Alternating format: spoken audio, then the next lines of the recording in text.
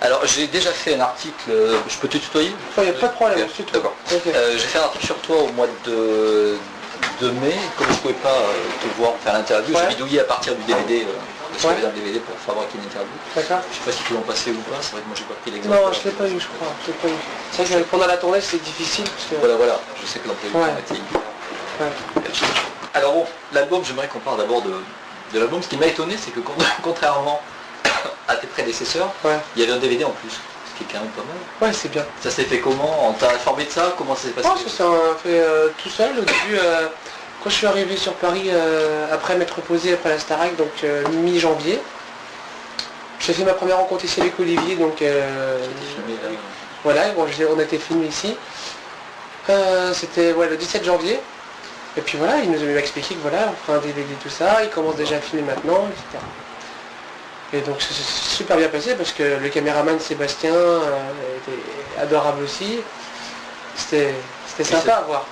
Pour un premier disque à faire un DVD, c'est rare. Ouais, non, c'est vrai. C'est vrai que c'est la première fois que ça arrive, mais c'est cool. Moi, ça m'a plu. Donc il y a eu, tu expliques un peu dans le DVD la façon dont les chansons se sont faites, etc. Il y a des pointures dans l'album. T'as pris ça comment? On te les a imposées, présentées? Comment ça s'est passé? On m'a présenté. En fait, Bertrand Loblo, donc mon DA, et Yvan Cassard, le réalisateur de l'album, sont venus me rendre visite chez moi pendant que je me reposais, donc début janvier. Et ils avaient sélectionné un peu plus de 30 chansons qui m'ont fait qu'on a tout écouté pendant 2 jours, bien attentivement. Et c'est vrai que non, mais j'ai carrément eu mon mot à dire parce que au bout de 30 secondes, je disais à Bertrand, c'est pas possible. Je veux pas.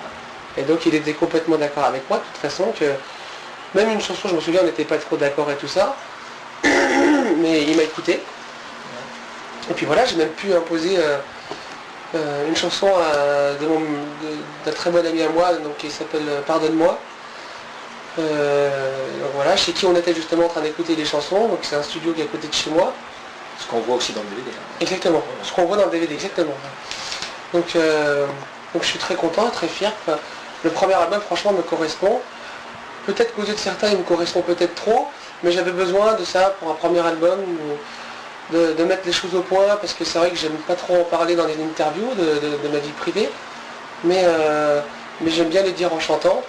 Et puis vu que c'est des paroles qui peuvent correspondre à tout le monde, pour moi c'était une pierre de coups. Donc c'est plus facile, tu dis te correspondre, c'est plus facile de parler en chanson, de dire certaines choses en chanson que dans la réalité. Ouais, parce que c'est aussi c'est le truc que je veux faire, c'est mon métier, c'est ce que j'aime, chanter et tout ça.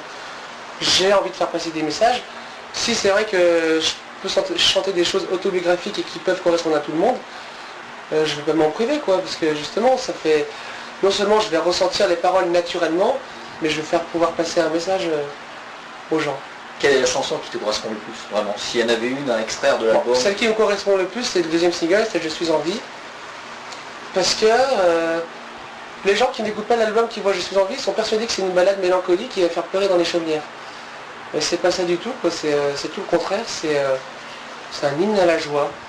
C'est le fait de vivre au jour le jour, qu'il faut faire les choses pour ne pas avoir de regrets, que le lendemain on ne sait pas ce qui peut se passer, et que voilà, dès que des occasions se présentent, il faut y aller, il ne faut pas réfléchir. C'est rare d'avoir une philosophie comme ça à ton âge, tu penses que tu l'as acquise avec les expériences de la vie.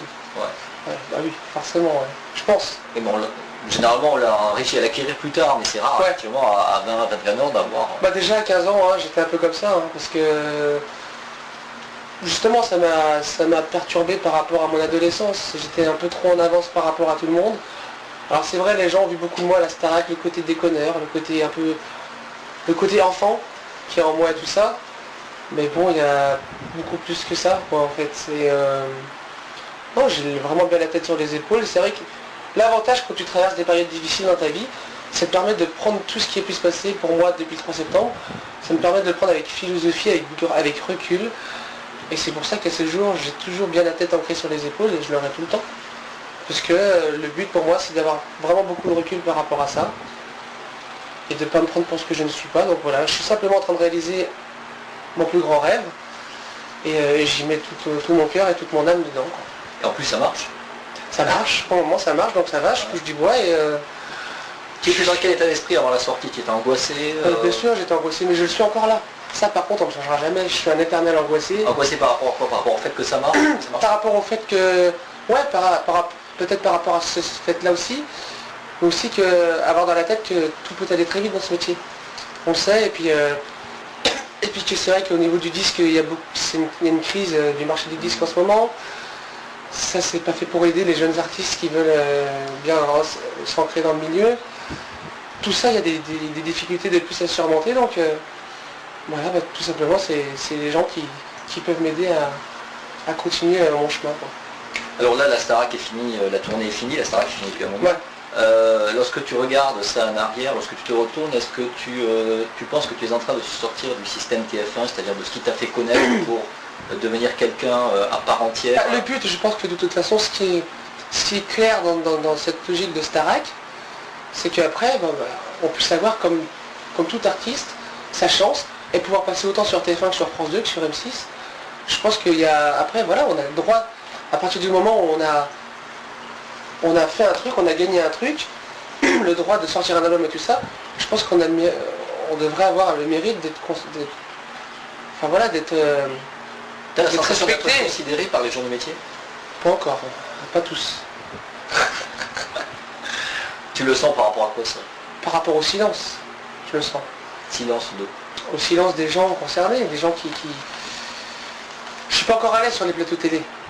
Sur les plateaux télé, tu as tous les artistes, généralement, tu as une grosse palette d'artistes. Il y en a qui sont venus te voir et te féliciter et dire... Non mais il y en a toujours une bonne partie qui sont super sympas avec moi et tout ça. Il y en aura toujours une partie qui comprendront jamais qu'on puisse qu'on puisse sortir un album en 4 mois.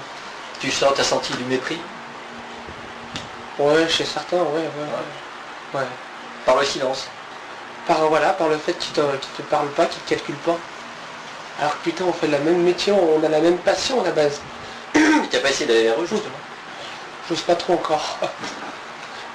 Non, j'ose pas trop à partir du moment où les gens te calculent pas tout ça, ou qu'il n'y a même pas un bonjour, je vois pas pourquoi j'irais vers eux.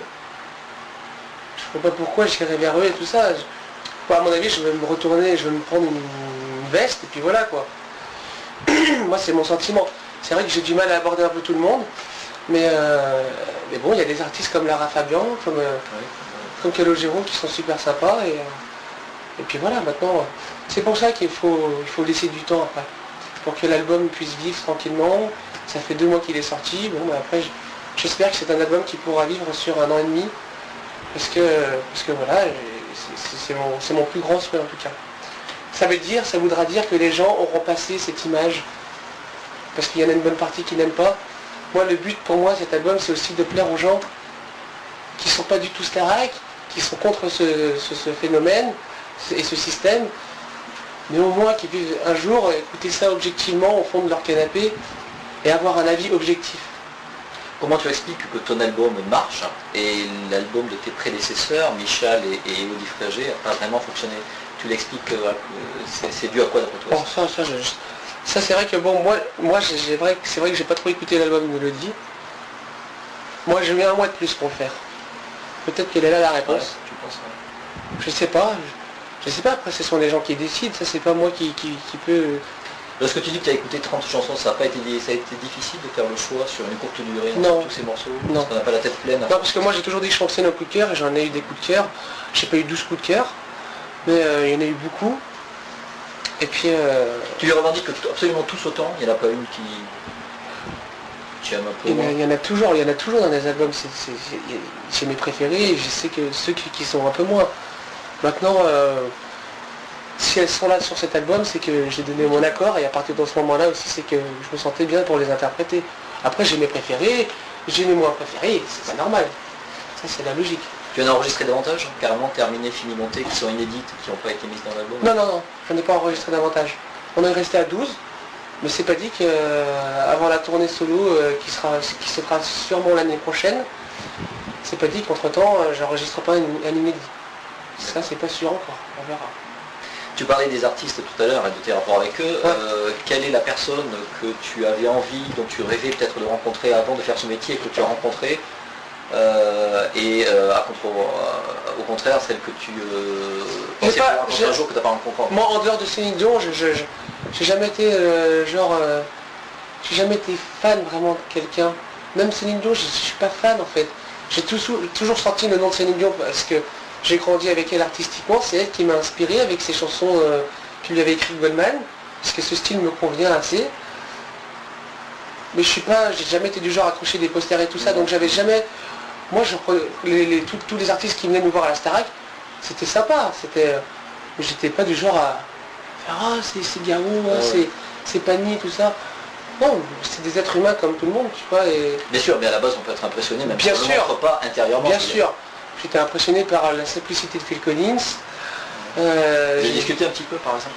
Très vite, mais malheureusement, je parle pas anglais. Et ça, c'est un énorme regret pour moi pour le moment. Mais il m'a dit en français que c'était après mon interprétation de Conte Partiro avec Bocelli. Ouais. Il m'avait dit qu'il devait partir, après son interprétation de True Colors, il devait partir après la pub, donc on ne se reverra plus. Ouais. Et il m'a dit, chapeau, félicitations, superbe interprétation, et continue comme ça. Et venant de sa part, il n'était pas obligé, quoi. Et c'est tellement mieux que des artistes. C'est tellement mieux, au moins, même si ils n'apprécient pas forcément, c'est tellement mieux qu'ils viennent te parler comme ça, te conseiller tout ça, que de faire leur titre et puis pas te calculer et partir. Lorsqu'on entend de Phil Collins dire un truc comme ça, je suppose qu'après le fait d'être ignoré par certains artistes dont tu parlais, voilà, c'est ça. Ouais, mais c'est justement ça, mais moi, vu que déjà j'avais déjà ce mental-là, à la base, ça m'a encore plus fait sourire après, quoi. C'est vrai que, voilà, il y a des gens qui ne calculent pas trop, je sais pas pourquoi. C'est sûr, après, on a l'impression qu'on dérange. Et putain, pour moi, tout le monde a sa place, quoi, dans le milieu. Tu as senti des jalousies, des tensions entre Starac, entre élèves par exemple, et ensuite entre artistes de façon plus Franchement, j'ai jamais réellement senti de jalousie. Je pense peut-être qu'il y en a eu un peu au fond, mais c'était pas méchant. J'ose espérer que c'était pas méchant. En tout cas, je garde que des bons souvenirs de la tournée, donc il n'y a eu jamais d'animosité, donc ça va. Tu te sens, on a souvent dit que pendant la Starac, TF1 avait un petit peu profité, entre guillemets, ou exploité, ou mis en avant moi, je suis pas du tout d'accord. Ton côté de la maladie, voilà, tu sais ce que je veux dire. Donc, voilà. Qu'est-ce que tu penses de ça? Je suis pas du tout d'accord. Je défie quiconque de me dire que sur une quotidienne ou dans le 24/24, de me dire qu'on a fait une seule fois allusion à ma maladie. On n'a jamais parlé de ça. Jamais, ou ça a toujours été coupé. C'est ce qui était convenu avec Endemol et TF1. Ça a été complètement respecté. Les seules personnes qui ont... C'est vrai qu'on a annoncé ça le 3 septembre. On était obligés, parce que 2 semaines avant que je rentre au château, ça sortait déjà dans tous les médias. Que quelqu'un qui a la muco va rentrer au château. On ne pouvait pas nier. De toute façon, ça se serait su. Donc, après, ça aurait pu se faire encore un grand scandale de le cacher. Donc j'ai préféré être honnête. On s'est mis en accord avec TF1. Voilà, on va le dire le 3 septembre. Après, c'est terminé. C'est à moi de faire les preuves, de décoller l'étiquette que les gens vont automatiquement mettre le 3 septembre. Après, ils en ont plus reparlé. Les seules personnes qui l'ont repris sans arrêt tout au long de l'aventure, ce sont les journalistes, qui n'ont pas arrêté d'en parler. Ils ont fait plein de coups là-dessus et tout ça. Ça t'a agacé, ça t'a... Ouais, moi, j'étais pas au courant pendant l'aventure, donc j'ai vécu mon aventure à fond. Ouais. Parce que et je pensais franchement qu'il y en avait très peu, parce qu'on n'en parlait tellement pas de tout ça. Les gens ne me voyaient pas comme un malade. Même la prod n'en parlait jamais. À part des fois, c'est sûr que pour mes sons et tout ça, il fallait qu'on en parle et tout ça. Ouais. C'était tellement fait sérieusement et professionnellement